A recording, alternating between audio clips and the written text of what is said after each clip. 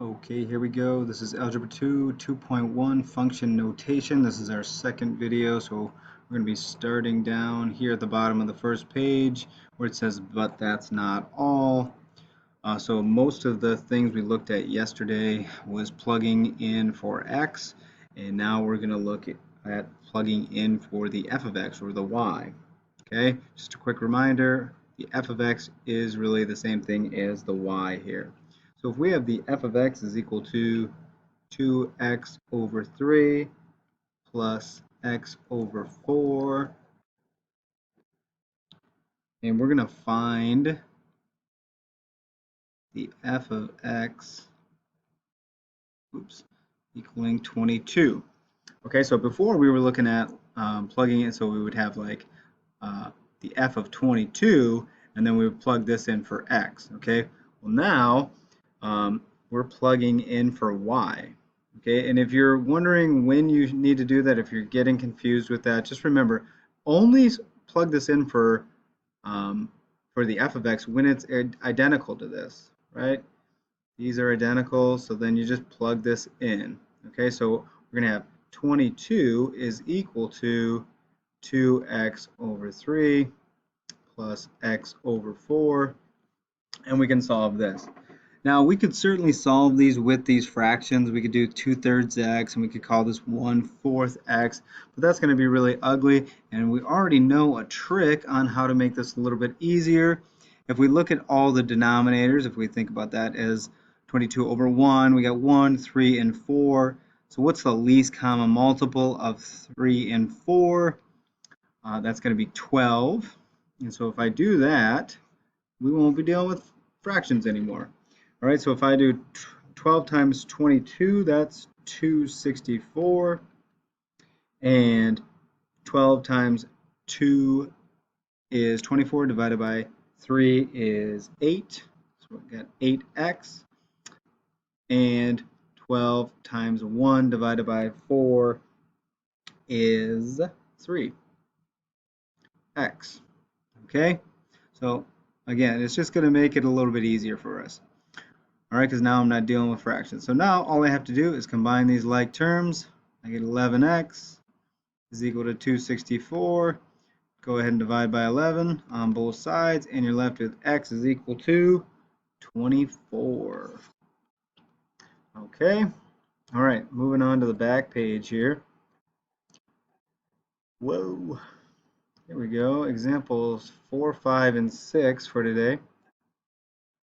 I'm going to zoom way in here because I got a lot of, so you got to write really small. I'm going to try to write as neatly and as large as I can on here. All right, let's look at example 4. KB is equal to the absolute value of 2b minus 3 minus 2. And KB is equal to 15. Okay, so again, this is identical to this, so we're going to plug it in on the left side here. So 15 is equal to the absolute value of 2b minus 3 minus 2, and now we have an absolute value equation. So we need to remove everything outside the absolute value bars, so I got to get rid of this negative 2, so I add 2. I do it to one side, I got to do it to the other side. So I'm left with 17 is equal to the absolute value of 2b minus 3. All right, step 1.5 is determine if there's going to be solutions. Yes, this is positive, so there will be solutions. So we're going to set up two equations. The first, we just go ahead and remove the absolute value bars. That's really easy. And the second one, we just make this a negative 17. Okay, and then we just solve these two equations. Add 3 on both sides. I'm left with 20 is equal to 2b. Divide by 2, and I got b is equal to 10. And I do the same thing over here. Add 3, add 3. Negative 17 plus 3 is negative 14 is equal to 2b. Divide by 2, and I get b is equal to negative 7. So there we go. We got two answers for that one. All right, moving on to example 5. All right. Ooh, a little tricky one here. Hopefully we remember how to factor. We're going to do the h of n is equal to n squared minus 2n. Okay, and we're going to find the h of n equaling 8. Okay, so again, we're going to be plugging this on the left side here. So we get 8 is equal to n squared minus 2n. And if we're struggling with this, I'm going to show you guys how to do it. I can link a video on here on factoring trinomials. It should be a review, but in the, with our shorter days, I probably will not put one of these on the test, but I do want to go through a couple of them. So I'm going to have to factor this. So the first thing I want to do is set this equal to 0, okay? And so one of these sides needs to equal 0. So I'm going to subtract 8 on both sides. If I subtract 8 over here, these aren't like terms, so I'm just going to have to write this as n squared minus 2n minus 8.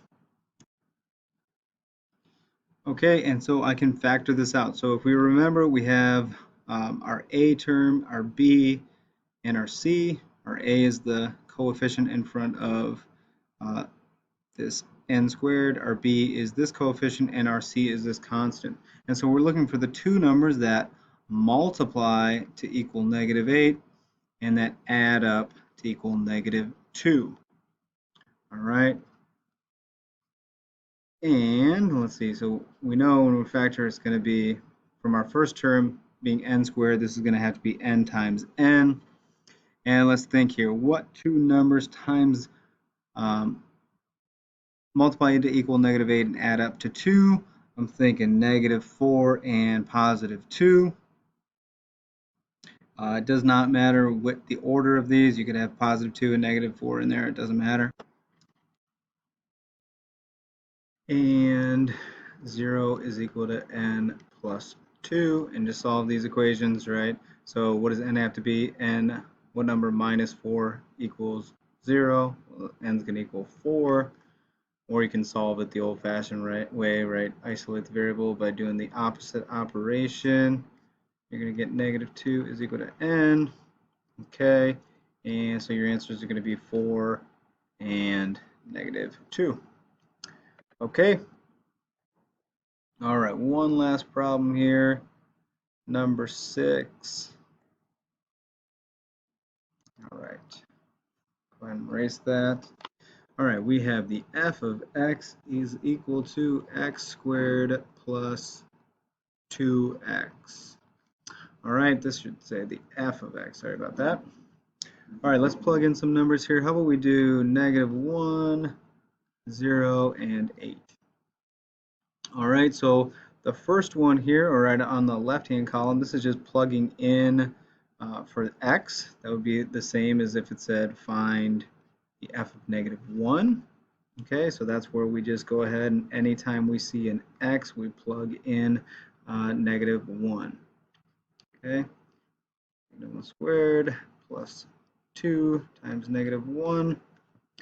All right, and we just solve here. -1 squared is 1. 2, +2 times -1 is -2. 1 minus 2 is -1. Okay? Usually students don't have much of a problem when you're plugging in for the x because you're just kind of solving and just simplifying on the right-hand side. But here, right, we have the f of x side. Right now we're looking at the right-hand side. So if we have the f of x as 0 and 8, now we have to plug these two numbers in for on the left-hand side where it says f of x. Okay, so let's start with 0. So let's do 0 is equal to x squared plus 2x. All right, I'm going to need to set this equal to 0. Oh, look, it's already done. So now all I can do with this one here is factor out an x. Right? Both of these terms contain an x, so I can take that out. I have 0 is equal to x parentheses x plus 2. And so that's kind of splits it up into two problems. So I have this here, so x is equal to 0. Okay, so that's one of our answers, so I'm going to write that in there. But then I actually have another one, right? I also have this, so 0 is equal to x plus 2. All right, so it's just the opposite, right? So what number plus 2 equals 0? So that's going to be negative 2. So it looks like we're going to actually have to add in a box here, right? Because we got another value of x for 0 of your f of x. So I'm going to add a box for 0 and throw in negative 2 as well. Okay, all right, now last thing, we just want to go ahead and solve for 8, right? The f of x equaling 8. So it's going to be 8 is equal to x squared plus 2x. Okay, again, I need to start this by setting the equation equal to 0. So I'm going to subtract 8 on both sides. So I'm left with 0 is equal to x squared plus 2x minus 8. And now I can just go ahead and factor here. All right, so we're looking for the two numbers that multiply to equal negative 8 and that add up to equal positive 2. And I'm thinking that's going to be positive 4 and negative 2. All right, so now I have two different equations. All right, I got these two. 0 is equal to x plus 4. And these two is 0 is equal to x minus 2. So go ahead and solve here. Usually students skip this step. It just ends up being the opposite of your number inside here, right? What number plus 4 equals 0? Well, that's going to be negative 4. What number minus 2 equals 0? That's going to be positive 2. All right, so our answers are going to be negative 4 and positive 2.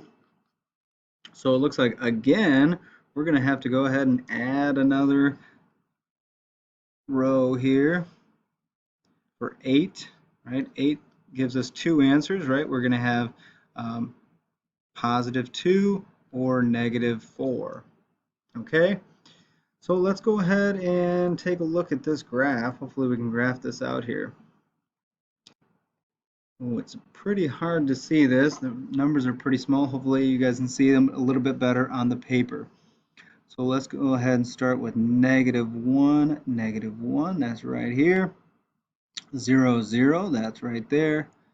2 and positive 8, so I'm going to go over 2, up 8, 1, 2, 3, 4, 5, 6, 7, 8. Boom. And negative 2, 0, 1, 2, up 0, right there. And negative 4, negative 8. 1, 2, 3, 4, up 8. And look at that. Gonna make a nice little parabola for us. Alrighty. Okay, that is all I got time for today. So give the practice problems a shot. If you need help, come see me on a Google Meet. All right, good luck.